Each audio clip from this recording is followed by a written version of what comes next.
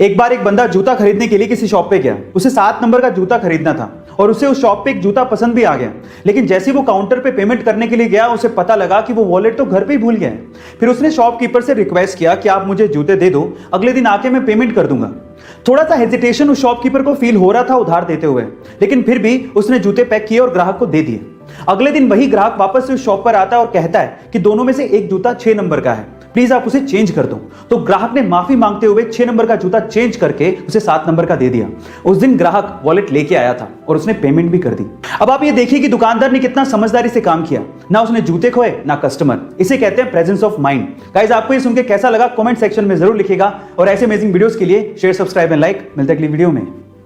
एक बार एक व्यक्ति भगवा चोला पहन के ट्रेन से जा रहा था। उसके सामने 2 अंग्रेज औरतें बैठी थी जो कि उसका भगवा चोला देख के उसका मजाक उड़ा रही थी। अचानक से दोनों अंग्रेज औरतों की नजर उस व्यक्ति के हाथ की घड़ी पे पड़ गई, जो कि थोड़ी महंगी लग रही थी। तो उन अंग्रेज औरतों ने सोचा कि क्यों ना इसे लूट लिया जाए।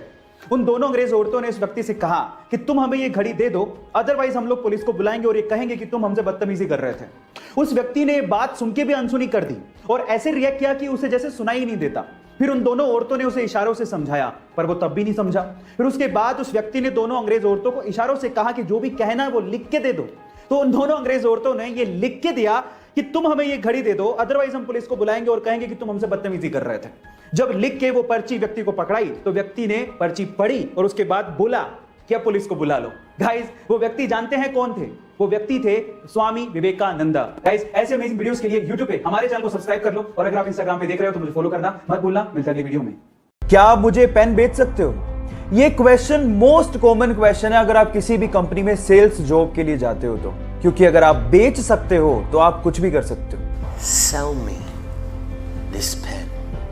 मैं आज आप लोगों को इस मोस्ट कॉमन क्वेश्चन का आंसर बताता हूं। ऐसे ही एक इंटरव्यू में एक बंदे से पूछा कि क्या आप मुझे पेन बेच सकते हो, तो उसने पेन लिया और उस बंदे को थोड़ी देर बाद कहा कि सर ये फॉर्म भर दीजिए, ये लकी ड्रॉ का फॉर्म है और अगर आप इसे भरेंगे तो आप 1 लाख रुपए की लॉटरी जीत सकते हैं। तो उसने कहा बिल्कुल भरूंगा, लेकिन मेरे पास पेन नहीं है। तो उसने कहा ये लीजिए सर पेन, 10 रुपए का है सर, भरिए, may be you can win 1 lakh रुपए लॉटरी। उसने तुरंत खरीद लिया।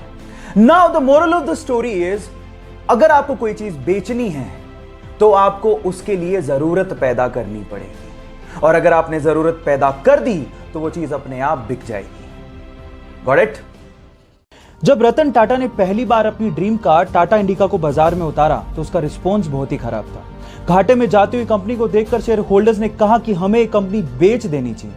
ना चाहते हुए भी टाटा इसे बेचने के लिए यूएस फोर्ड से मीटिंग के लिए गए, लेकिन उस मीटिंग में फोर्ड ने टाटा का अपमान करते हुए कहा कि अगर तुम्हें कार बिजनेस की इतनी समझ ही नहीं थी तो इस कार की लॉन्चिंग में इतना पैसा क्यों लगा दिया। साथ ही साथ एक कहा कि इस कंपनी को खरीदकर हम तुम पे एहसान कर रहे हैं। टाटा ने यह सुन के कार कंपनी को बेचने से इनकार कर दिया। इंडिया वापस आए और इस कंपनी के लिए इतनी मेहनत की कि इसे वापस अपने पैरों पर खड़ा कर दिया। साथ ही साथ फोर्ड के घाटे में जाते हुए 2 luxurious brand Jaguar and land rover को खरीद के धमाका कर दिया। गाइस, अपमान सभी का होता है, लेकिन महान लोग अपने अपमान का बदला अपनी प्रोग्रेस से लेते हैं।